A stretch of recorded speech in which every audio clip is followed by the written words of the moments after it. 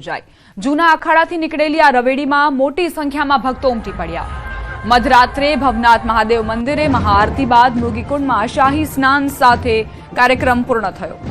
જૂના અખાડાથી ધામધૂમ સાથે રવેડી નીકળી હતી, જેમાં 30થી વધુ શણગારેલા રથોમાં સાધુ સંતો બિરાજમાન થયા હતા। 2 કિલોમીટર લાંબા રૂટ પર ભક્તોનું ઘોડાપુર ઉમટ્યું હતું। રવેડી દરમિયાન નાગા સાધુઓએ અવનવા કરતબો દર્શાવી સૌનું ધ્યાન ખેંચ્યું હતું। માર્ગના બંને બાજુ ભક્તો દર્શન માટે ઉમટી પડ્યા હતા। રાત્રે 12 વાગે રવેડી ભવનાથ મહાદેવના મંદિરે પહોંચી હતી, જ્યાં મહાઆરતી બાદ મૃગીકુંડમાં શાહી સ્નાન સાથે મહોત્સવની પૂર્ણાહુતિ થઈ। જૂનાગઢમાં ભવ્યાતિ ભવ્ય જે મેળો યોજાય છે તેની આ ઝલક આપ જોઈ રહ્યા છો। મધરાત્રે ભવનાથ મહાદેવ મંદિરે આ મહાઆરતી યોજાઈ હતી, જેમાં સૌ કોઈ સહભાગી થયા। ભજન, ભોજન અને ભક્તિ ત્રણેયનું સંગમ અહીં જોવા મળ્યું। જૂના અખાડાથી ધામધૂમ સાથે રવેડી નીકળી, જેને જોવા માટે શ્રદ્ધાળુઓ આતુરતાપૂર્વક રાહ જોઈ રહ્યા હતા।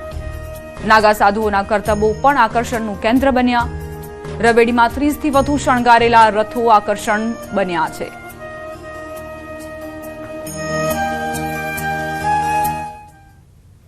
જૂનાગઢના ભવનાથમાં યોજાયેલા 5 દિવસીય મહાશિવરાત્રિના મિની કુંભ મેળાની મૃગીકુંડમાં સાધુઓના શાહી સ્નાન સાથે વિધિવત પૂર્ણાહુતિ થઈ છે। 5 દિવસ દરમિયાન અંદાજિત 25 લાખથી વધુ ભાવિકોએ મેળાનો લાભ લીધો। જૂનાગઢમાં પ્રથમ વખત આટલો ભવ્ય અને મોટી માત્રામાં થયેલો છે। આ મેળામાં જે સાધુ સંતો છે એમની સંખ્યા પણ વધી છે। આવનારા લોકો છે એની સંખ્યામાં ઘણો બધો વધારો થયેલો છે। વાહન પ્રતિબંધનો નિર્ણય હતો એ અભૂતપૂર્વ હતો। લોકોએ તેને હોંશે હોંશે વધાવી લીધો છે અને ભવિષ્યમાં જૂનાગઢમાં મેળો છે એ મોટો કઈ રીતે થઈ શકે એ બાબતને એક નવી દિશા પણ ખુલી છે। પણ જૂનાગઢનો મેળો અનોખો છે, કારણ કે 7 અખાડા જે આદ્ય જગતગુરુ શંકરાચાર્યજીએ સ્થાપિત કર્યા, એમાંથી 3 અખાડા અહીંયાનું નેતૃત્વ કરે છે અને દિગંબર સાધુઓ જે છે એ બધા અહીં આવે છે, એના દર્શન માટે લાખો માણસની મેદની ઉમટે છે। આ રીતે બીજી જગ્યા કરતા ભવનાથનો મેળો અનોખો। અહીંયા ભક્તો જે છે એ ઉતારા વ્યવસ્થા કરે છે, ભોજનાલયોની વ્યવસ્થા કરે છે અને આ વર્ષે સરકારે પણ બહુ સારી વ્યવસ્થા કરી છે। મહેસાણાના અગોલ ગામમાં લગ્નમાં નોટનો વરસાદ। કડી તાલુકાના અગોલ ગામમાં ફરી એક વખત લગ્ન પ્રસંગે ચલણી નોટોનો વરસાદ થયો। કડી તાલુકા પંચાયતના સદસ્ય ઝુબૈદાબેન ઇન્દ્રિશ જાદવના ભત્રીજાના લગ્ન પ્રસંગે વરઘોડામાં નોટનો વરસાદ થયો। વરઘોડા દરમિયાન મોટી સંખ્યામાં લોકો એકત્રિત થયા હતા। નોટ લેવા માટે લોકોએ પડાપડી કરી હતી। અગોલ ગામ અગાઉ પણ આવા નોટના વરસાદ માટે ચર્ચામાં રહ્યું છે। આ ઘટનાનો વિડીયો હાલ સોશિયલ મીડિયામાં વાયરલ થઈ રહ્યો છે। મહેસાણાના અગોલ ગામનો આ વિડીયો હોવાની જાણકારી છે। કઈ રીતે નોટોનો વરસાદ થઈ રહ્યો છે તે આપ જુઓ। આસપાસ લોકોની ભીડ છે, લોકો પહેલા અને બીજા માળે ઊભા છે અને સતત નોટનો વરસાદ થઈ રહ્યો છે। તમને એવું લાગતું હશે કે જાણે કે ઉપર આકાશમાંથી નોટ નીચે પડી રહ્યા છે। લગ્ન પ્રસંગમાં આ રીતે નોટ લેવા માટે લોકોએ પડાપડી પણ કરી હતી। આ વિડીયો અત્યારે સોશિયલ મીડિયામાં ખૂબ વાયરલ થઈ રહ્યો છે।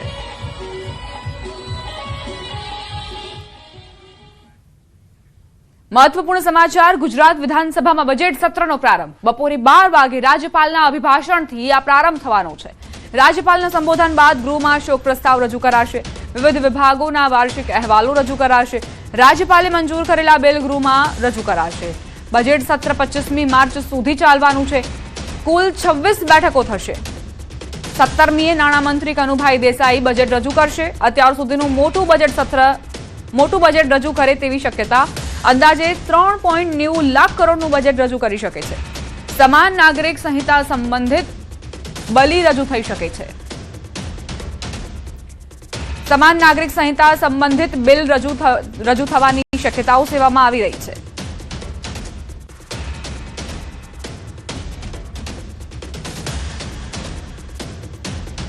બજેટ સત્રનો આજે પહેલો દિવસ। રાજ્યપાલના અભિભાષણથી બજેટ સત્રનો પ્રારંભ થશે। રાજ્યપાલે જે બિલ મંજૂર કર્યા છે તે પણ ગૃહમાં રજૂ કરવામાં આવશે। આ બજેટ સત્ર 25મી માર્ચ સુધી ચાલવાનું છે। કુલ 26 બેઠકો થવાની છે। 17મીએ નાણામંત્રી કનુભાઈ દેસાઈ બજેટ રજૂ કરશે એવી જાણકારી છે કે અત્યાર સુધીનું સૌથી મોટું બજેટ હશે આ ગુજરાત. 17મી માર્ચની રાહ જોવામાં આવી રહી છે કે આખરે નાગરિકોને કઈ રાહત આ વખતે સરકાર આપશે. વિવિધ વિભાગોના વાર્ષિક અહેવાલો પણ રજૂ થવાના છે. સૌથી પહેલા શોક પ્રસ્તાવ રજૂ કરાશે, ત્યારબાદ વિવિધ વિભાગોના વાર્ષિક અહેવાલ રજૂ કરાશે. રાજ્યપાલે જે બિલોને મંજૂરી આપી છે તે પણ ગૃહમાં રજૂ કરાશે. બજેટની કાર્યવાહીના પડેપડના અપડેટ્સ ન્યૂઝ 18 ગુજરાતી પર તમને આપતા રહીશું. 12 વાગ્યાથી આ કાર્યવાહી શરૂ થશે. રાજ્યપાલ અભિભાષણ આપશે અને ત્યારબાદ એક બાદ એક કાર્યવાહીનો દોર ગૃહમાં ચાલવાનો છે. અનેક એવા બિલ છે અને તેમાં ચર્ચાનું કેન્દ્ર છે કે અત્યાર સુધી જે રજૂ નથી થયું તેવા સમાન નાગરિક સંહિતા સંબંધિત બિલ રજૂ થઈ શકે છે. બજેટ સત્રને લઈને આ મહત્વપૂર્ણ જાણકારી. 29 માર્ચ સુધી આ બજેટ સત્ર ચાલવાનું છે અને બેઠકોની વાત કરીએ તો 26 બેઠકો મળવાની છે અને તેમાં મહત્વપૂર્ણ બિલ પણ રજૂ થશે, ચર્ચાઓ થશે, પક્ષ વિપક્ષ પણ સામે આવશે. તાજેતરમાં જ ઉપાધ્યક્ષ મળ્યા છે ગુજરાત વિધાનસભાને નવા પૂર્ણેશ મોદી અને સામે શૈલેષ પરમારે પણ દાવેદારી નોંધાવી હતી. તેમનું કહેવું હતું કે અમે પ્રતિકાત્મક વિરોધ દર્શાવવા માટે સત્તાપક્ષ સામે, કારણ કે ઉપાધ્યક્ષની જે ખુરશી છે તે વિપક્ષને આપવામાં આવે છે. સંવાદદાતા સંજય જોડાઈ ગયા છે વધુ જાણકારી સાથે. સંજય, બજેટ સત્રની શરૂઆત, શું જાણકારી?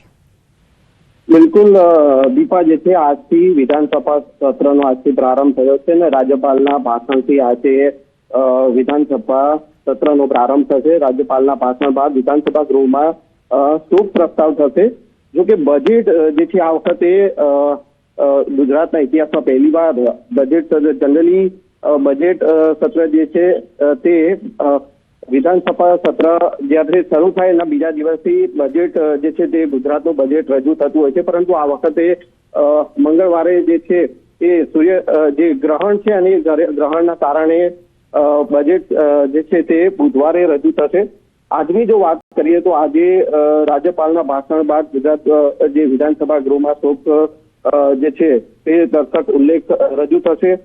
વિધાનસભાના મેજ ઉપર જે છે તે રિપોર્ટ રજૂ થશે અને તેના આગળના અહેવાલ કાગળો જે છે તે રજૂ કરવામાં આવશે. ત્યારબાદ જે છે તે આભાર સંજય જાણકારી આપવા માટે.